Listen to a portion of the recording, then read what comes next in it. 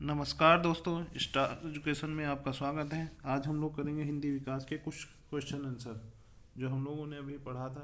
हिंदी विकास का विस्तार अध्ययन, अब उसके हम लोग क्वेश्चन करेंगे। ठीक है, तो आप लोगों को हम ले चलते हैं क्वेश्चन आंसर के पास। ठीक है, पहला क्वेश्चन है, हिंदी किस भाषा परिवार की भाषा है? तो हम लोग पढ़े थे ना, 4 भाषा परिवार हैं। तो हिंदी किस भाषा परिवार की भाषा है? तो हम लोग पढ़े थे हिंदी भारोपी। क्या पढ़े थे? हिंदी भारोपी, यानी पहले का, सॉरी, पहले का ए। ठीक है, नेक्स्ट क्वेश्चन पे आते हैं। नेक्स्ट क्वेश्चन क्या है? भारत में सर्वाधिक बोले जाने वाली भाषा कौन सी है? सर्वाधिक बोले जाने वाली भाषा कौन सी है? तो भारत में सर्वाधिक बोली जाने वाली भाषा कौन सी है? हिंदी है। ठीक है, तो दूसरे का ए आंसर है। दूसरे का ए आंसर। तीसरा क्वेश्चन है, हिंदी भाषा का जन्म हुआ था। हिंदी भाषा का जन्म हुआ था अपभ्रंश से, पाली प्राकृत से, लौकिक संस्कृत से, वैदिक संस्कृत से। तो पहला का, तीसरे का आंसर है अपभ्रंश से। हिंदी भाषा का जन्म हुआ था अपभ्रंश से। ठीक है, अब नेक्स्ट क्वेश्चन पे आते हैं। निम्नलिखित में से कौन सी बोली अथवा भाषा हिंदी के अंतर्गत नहीं आती है? ठीक है, तो हिंदी भाषा के अंतर्गत कौन सी भाषा नहीं आती है? कन्नौजी, बांगरू, अवधी, तेलुगु। तो ठीक है, तो हम लोग अभी पढ़े हैं कि कन्नौजी आती है। ठीक है, कन्नौजी आती है, बांगरू भी आती है, अवधी भी आती है, तेलुगु नहीं आती। हिंदी भाषा, अथवा भाषा हिंदी के अंतर्गत नहीं आती, ये द्रविड़ हिंदी है। ठीक है, तेलुगु। फिर नेक्स्ट क्वेश्चन बढ़ते हैं।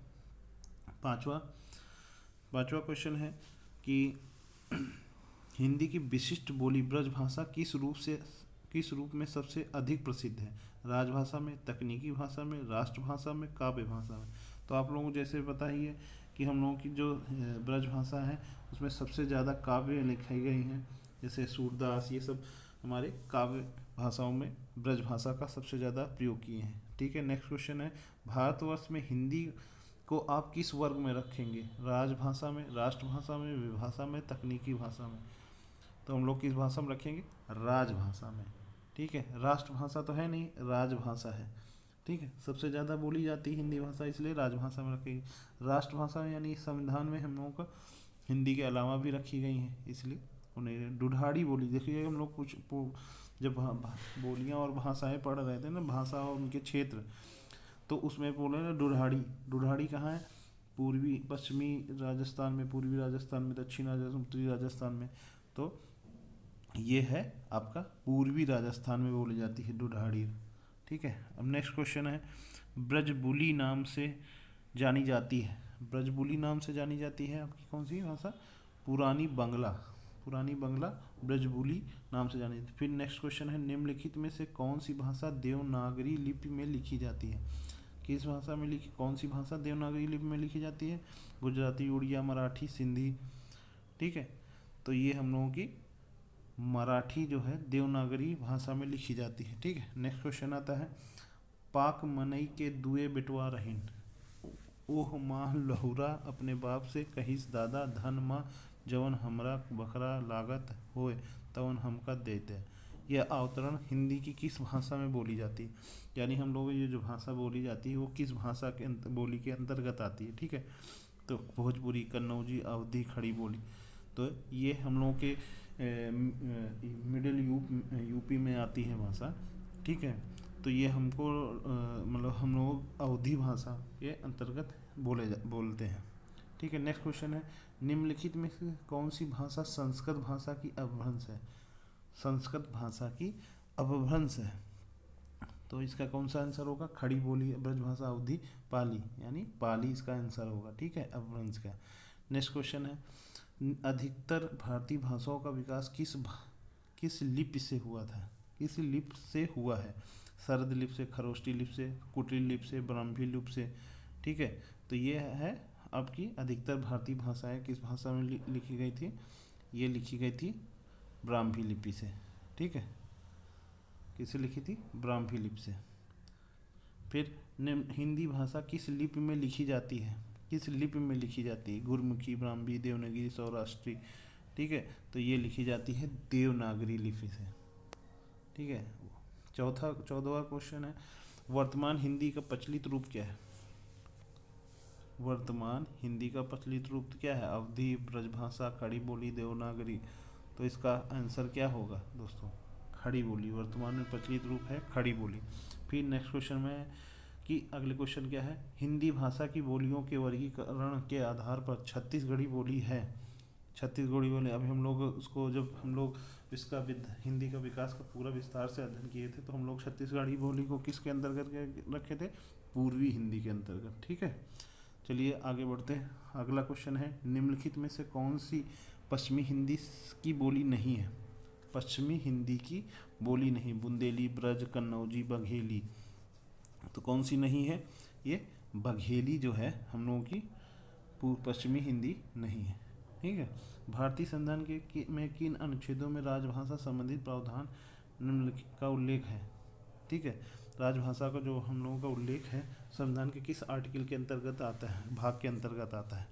ठीक है, तो आगे बढ़ते हैं। तो ये इसका आंसर होगा 343 का 351 तक जो है वो राजभाषा का वर्णन किया गया। अब अगले क्वेश्चन में बढ़ते हैं। दक्षिणी भारत हिंदी प्रचार सभा का मुख्यालय कहाँ पर स्थित है?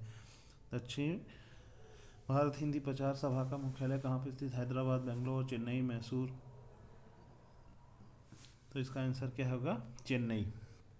ठीक है, नेक्स्ट क्वेश्चन पे, अगले क्वेश्चन पे क्या है, हिंदी भाषा के विकास का सही अनुक्रम कौन सा है? सही अनुक्रम कौन सा है? पाली, प्राकृत, अपभ्रंश हिंदी, प्राकृत, अपभ्रंश हिंदी, पाली, अपभ्रंश पाली, प्राकृत हिंदी या हिंदी पाली, अपभ्रंश प्राकृत। तो इसका आंसर क्या हम लोगों का सही आंसर है? ये हम लोगों का सही आंसर है पाली है, फिर प्राकृत है, फिर अपभ्रंश है, फिर हिंदी है। यह सही क्रम है। जो हम लोगों ने पूरा उसका एक सीरीज देखा था उसमें यही लिखा था ना, पाली, प्राकृत, अपभ्रंश, हिंदी। ठीक है, नेक्स्ट क्वेश्चन है, संविधान के अनुच्छेद 351 में किस विषय का वर्णन किया गया है? किस विषय का वर्णन किया गया है? हिंदी के विकास के लिए निर्देश। ठीक है, इसका 351 में किया गया है। अब नेक्स्ट क्वेश्चन है, ब्रजभाषा है। अगला क्वेश्चन क्या है? ब्रजभाषा है पूर्वी हिंदी, पश्चिमी हिंदी, बिहारी हिंदी, पहाड़ी हिंदी। तो ये है पश्चिमी हिंदी।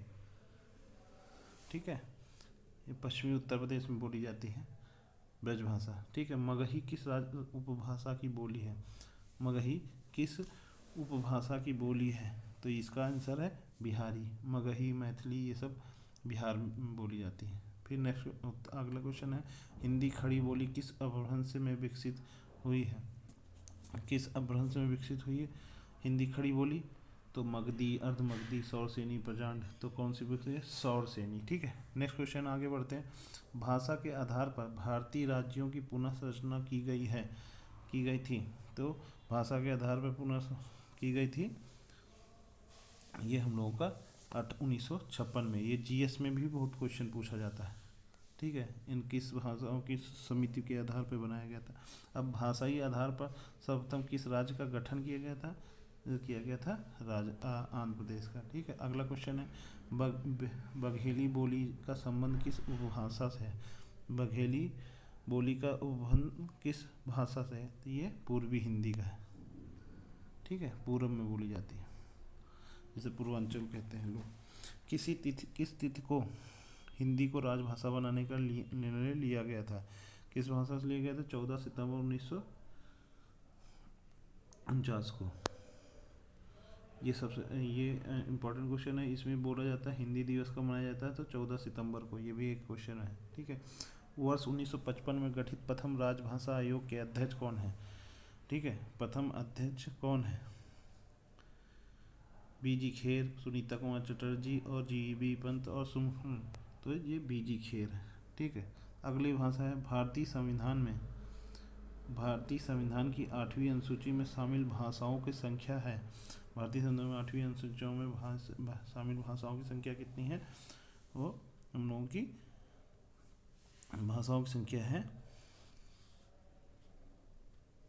22 भाषाओं का वर्णन है ना, बताते हैं। तो ये आंसर है। ठीक है, इस तरह दोस्तों हम लोग कुछ हिंदी के विकास के अंतर्गत कुछ क्वेश्चन किए हैं। ठीक है, 29 क्वेश्चन किए हैं और इससे हम लोगों को एक अच्छी समझ मिल गई होगी। अब हम लोग फिर से उसको अध्ययन करेंगे, वीडियो देख लेंगे तो और अच्छे से क्लियर हो जाएगा। तो आपको ये क्वेश्चन आंसर का वीडियो कैसा अच्छा लगा हमें बताइए कमेंट बॉक्स में। लाइक करिए, सब्सक्राइब करिए और अपने ज़्यादा से ज़्यादा दोस्तों को शेयर करिए। ठीक है, नमस्कार दोस्तों, धन्यवाद।